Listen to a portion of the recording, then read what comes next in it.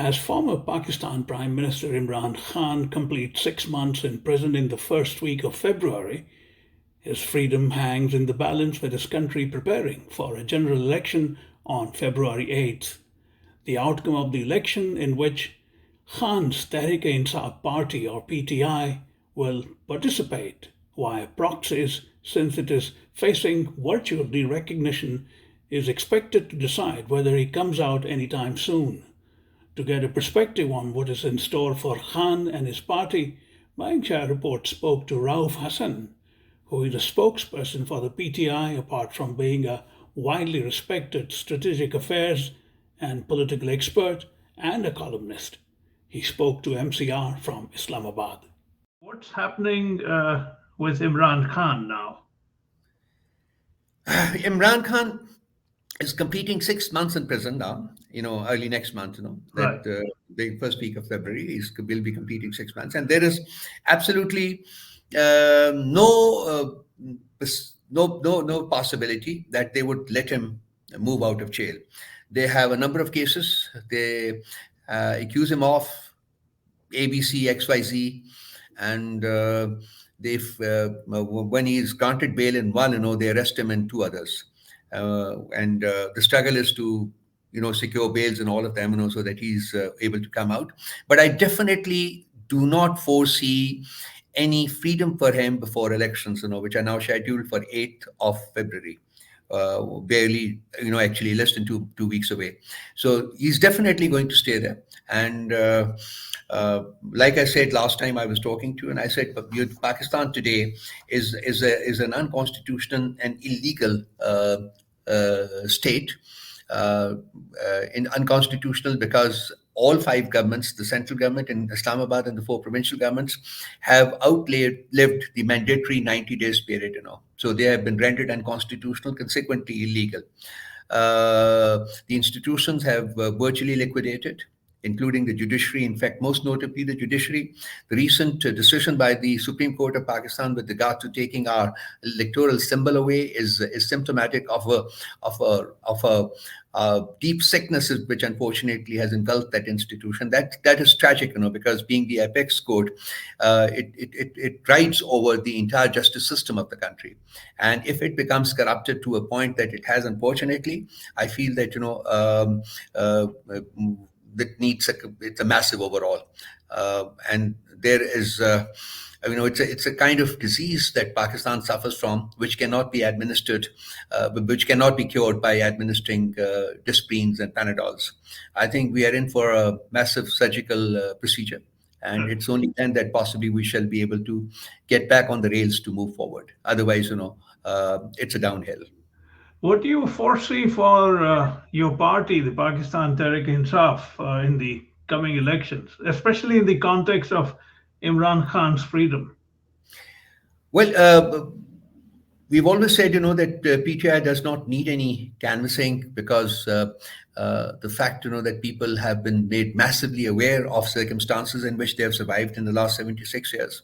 And they're sensitive about it, and our ratings have continued to surge, ever since he's been ousted from government. We can do without massive canvassing, which we are not allowed to do in any case because we have continued to seek level playing field. But while other political parties have total freedom to hold their political rallies, take out processions, do whatever they want to, we have not been allowed by the administration to even take out one rally. And anyone who dares do it, is arrested in the middle of the night. Recently happened in Lahore 3 days ago when Salman Akram Raja, a leading jurist, who the PTI has given a ticket to fight election from Lahore. One of his supporters took out a rally. I think it was a very small rally. I think about a couple of hundred people, And then once the rally was over, in the middle of the night, about 2:00 in the morning, his house was raided, and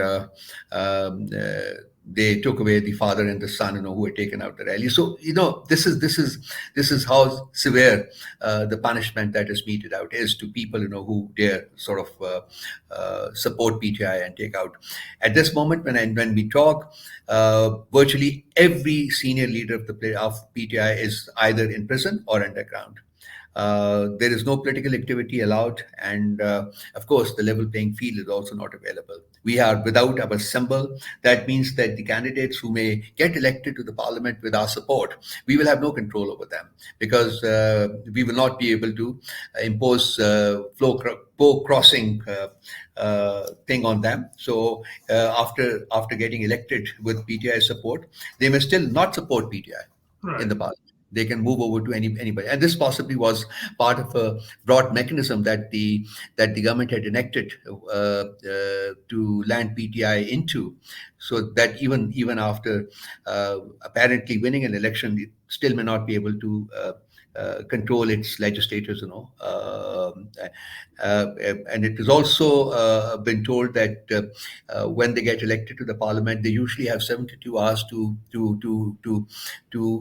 reiterate their status, whether they want to remain independent in the parliament or they would like to join a political party.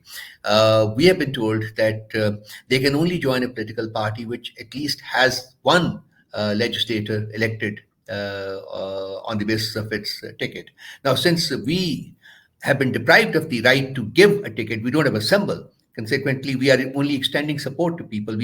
They're not our candidates; they are our nominees, right? So there's a difference there. So since we would not have anyone elected to the parliament on our ticket, so these people who get elected as independents, with our support, possibly will be stopped from joining the PTI.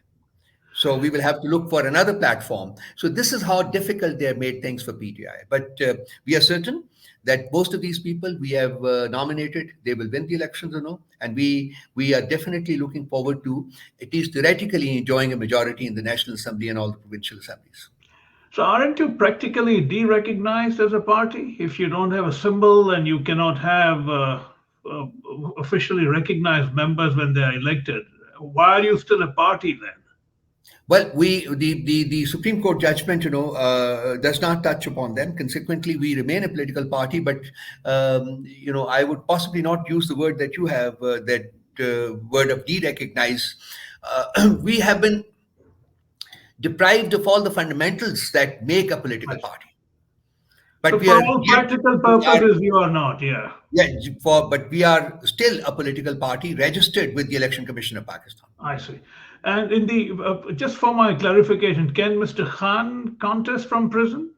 No, he can't, because his conviction has been stayed but not quashed. Oh, so he cannot. Yeah. But since you attached his freedom to the elections and the way you described the situation of the PTI, why would any victory mean that possibly Mr. Khan will be out? Well, as I said, the first and foremost thing for the government is to ensure that PTI does not win the election or is not in a position to form a government, which I think we will not be, in the sense, that we don't have people with us. So it's a legal battle. So I don't know which way will it move, which way will it go. But if we are able to get back our legitimacy as a political party in Pakistan, and these people who are elected with our support they come back to the fold, then definitely we would be in a position to form the government. That will change things drastically. Right. That will change the approach and attitude of the institutions also. So we can look for early relief from the judiciary.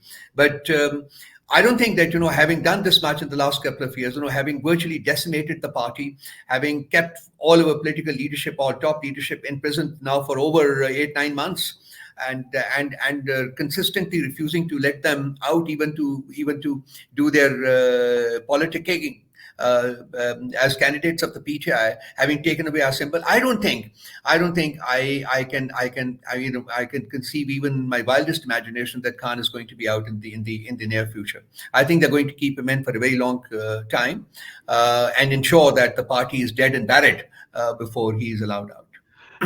To conclude, Raoof, what happened with Nawaz Sharif now? I think he's good to go in terms of contesting, right? Well, yes, they are. They are having a whale of a time, They have no opposition, But our opposition, our support, of course, is widespread, And since they're not visible on ground, there's a lot of propaganda that we've lost that support, but we have not lost that support. Simply people are not coming out because obviously nobody wants to be arrested and tortured. But we expect, and I've just released a message today that everybody should step out and vote on the 8th of February, and I'm going to release a message virtually every day.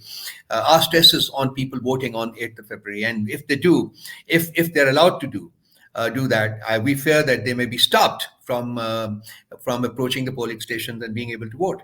If they're able to vote, then obviously we are looking for a majority in the parliament. But do you foresee Nawaz Sharif becoming prime minister again soon? There are multiple stories doing the grapevine. Understandably, his temperament is such, that he is not very eagerly anticipated to become the prime minister by the powers that be. It's a known reality. It's a known fact, that they prefer the younger brother, which is Shehbaz Sharif. So I don't know whether he would become the prime minister or not. But see, all indications are that he is in line to take over as the prime minister, maybe for a shorter duration rather than 5 years. Maybe there's going to be a change mid-course. I mean, this is if they get a majority. There's a big if there, and because we all also have doubts about the extent of engineering that they will have to undertake to ensure a victory for any political party other than the PTI at this juncture. So, it is yet to be seen. But there is a lot of doubt being expressed about the possibility of the older Sharif becoming the prime minister for a long time. He may take over. He may take oath of office. He may stay in office for a certain period of time. But we definitely feel that he's not going to be there for all the 5 years, the mandated term. So he's a spent force in many ways. He's not his. For example, he stepped out, and he's been addressing some rallies there, but they're very thinly attended. And as a matter of fact, virtually in all the rallies, there is a louder sloganeering for PTI than for PMLN. This is also a reality. Not that we are engineering it, but it's the people themselves, who go to these rallies, and they raise slogans, in support of Imran Khan. And finally, what about his daughter, Mariam? I don't think she's prime minister material. This has been my perception, my understanding for a very long time. She's too brash. She's too unintelligent to become the prime minister. And being the daughter of the 3-time prime minister does not give her the credentials to become the prime minister. And I understand also that the powers that be also don't look upon her as PM material. So we feel that the mantle of power will pass on to Shehbaz Sharif. If the PMLN is a winning party, then it will pass on to Shehbaz Sharif quite soon after the beginning of the term, 5-year term, for the winner in the elections. I see. On that note, Raoof, it's been wonderful to talk to you. I want to thank you for your time. It's always greatly appreciated. I'm very grateful to you that you always think of me.